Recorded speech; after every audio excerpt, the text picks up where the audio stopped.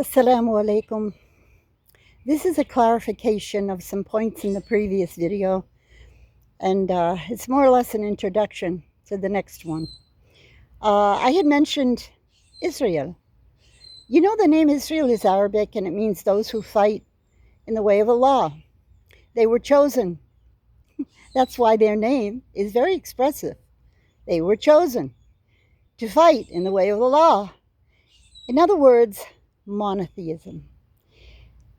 And they did when they had the good prophets. And then they broke the covenant, and you know, I have too many videos about all of this proofs in the Quran, etc., etc.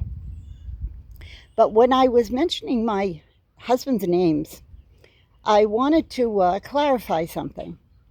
I mentioned the first one, the second one, and then I thought about the third one, and we don't like to go into personal lives because it's not polite.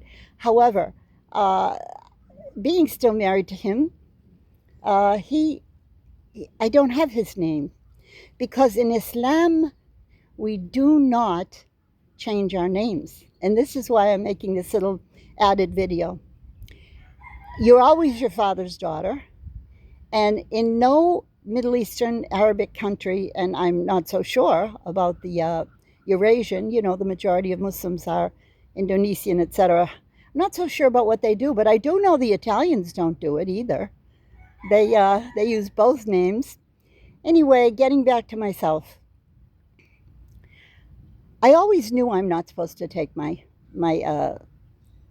Egyptian Muslim husband's name, and I didn't because I knew you're not supposed to.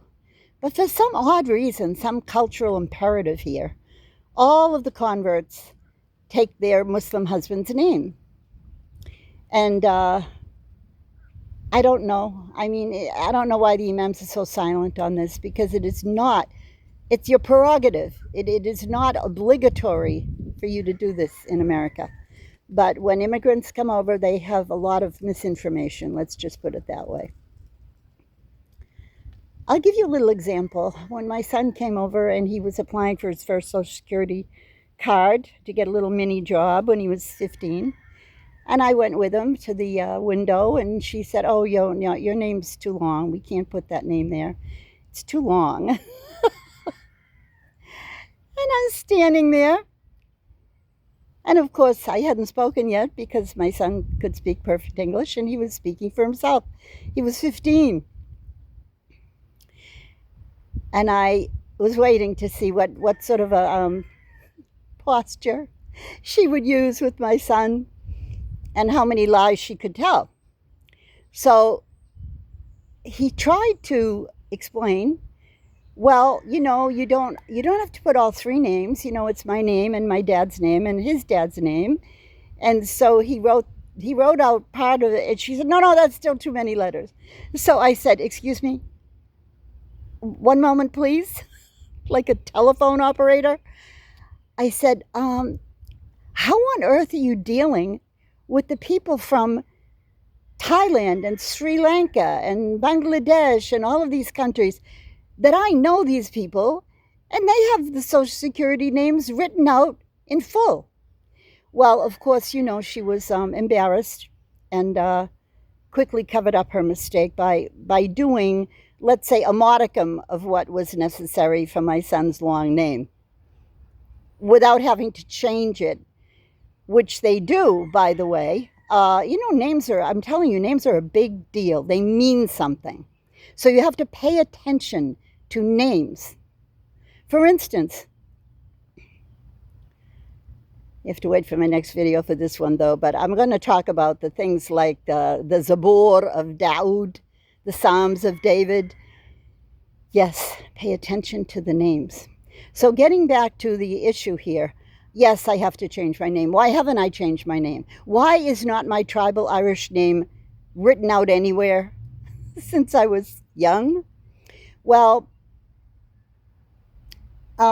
is it an excuse? Is it ignorance? Yes. When I married my first husband, I took his name. It was a normal thing to do in America. And I like the name. Do you know Stetson means the original cowboy hat back in the gold rush days of America? Although he was absolutely mixed. Swedish Norwegian on his mom's side and Irish on his dad's side. Is this pertinent? Yes. Because I'm speaking from experience when I speak to you. But more or less Irish all the time, isn't it? Yeah. I don't mean to be belligerent, but sometimes I like the truth. Oh, do you? Then why are you using the wrong name? I'll explain. When I got married to my Muslim husband 40 some odd years ago, how many was it? More than 40, but anyway, I just wasn't thinking straight because, you've got a new husband and then along comes a new baby and then a totally new lifestyle of cultures mixed in with being a new Muslim. It was a very, I don't want to say it was a trying time, but it took all of my wits to do it even probably halfway well. So the subject of having the wrong name, I put it on the back burner. But as the years went by, I started to feel guilty, so I looked into changing my name. And at that time, I found out that the courts are closed in the summer.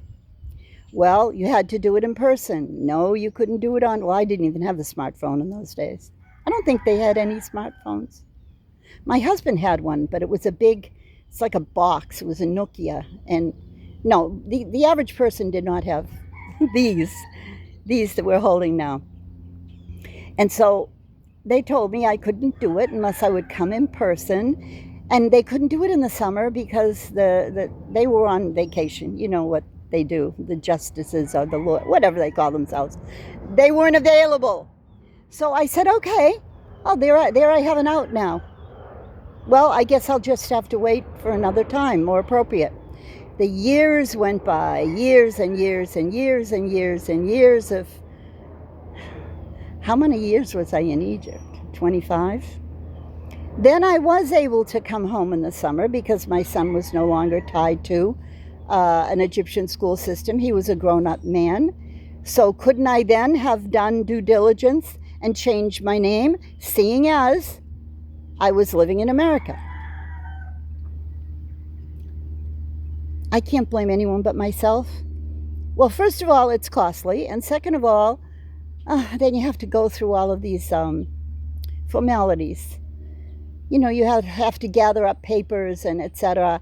I don't know. I shouldn't excuse myself. I should have done it a long time ago. But now at the age of 77 and a half, it is time.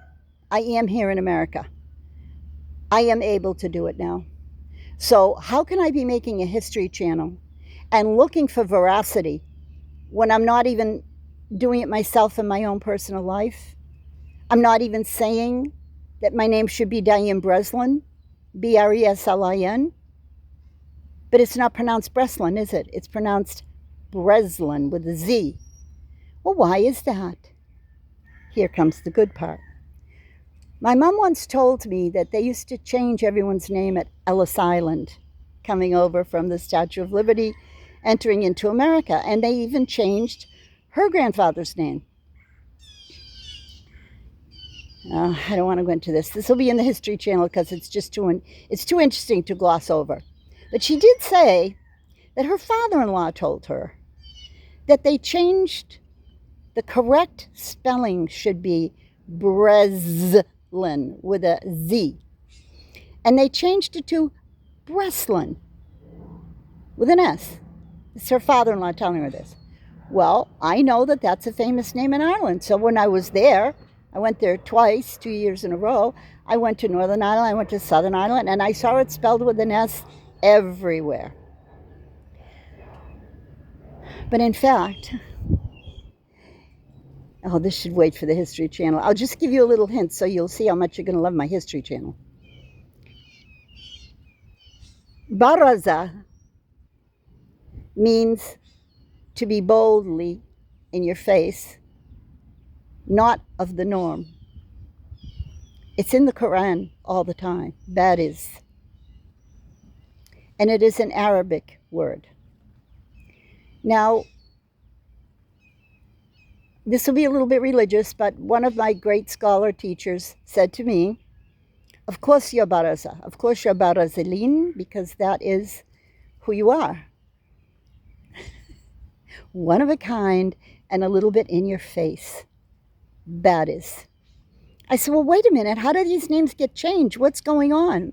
He said, well, in your case, being from Ireland, which of course you were, when your people were kicked out by King so-and-so in the 1600s, Flight of the Earls it was called, and you had to leave, and you went across the northern, well, you went out of the Atlantic Ocean, and you went across the, sorry, but it was the northern Mediterranean. So I don't know how that could have happened. But he said, your people landed in Tunisia. And I said, what are you talking about? Sheikh. He said, no, Tunisia, because Sheikh Barazi was there. And I think that's where you landed, because it's obvious to me that you have some Arabic in you, because the way you catch it is just not normal. And I said, but how can you ascertain all of this is true? Well, there's no papers, there's no written documents, there's no fasting. There's not even any tales of this in the old archives of Ireland. He said, of course there are, you just haven't done your research. Do your due diligence. I said, no, I'm with Quran now, I want Arabic, I'm not interested in anything else other than Arabic.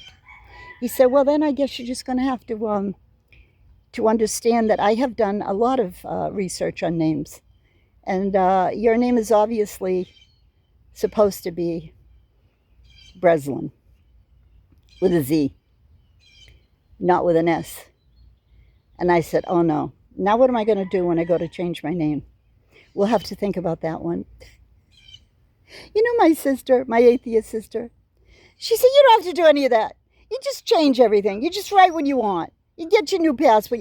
I'm saying, but you can't do that. She said, yeah, you can. I did it. Well, how did she do it? And she put the S. So she went back to her maiden name as well. I hope this isn't boring you, but I just had to get it off my chest, because the next video is going to be religious from Quran. So stay tuned, and I will be immediately doing it without the hat, because I'm outside now. You can hear the roosters, right? I took a little walk.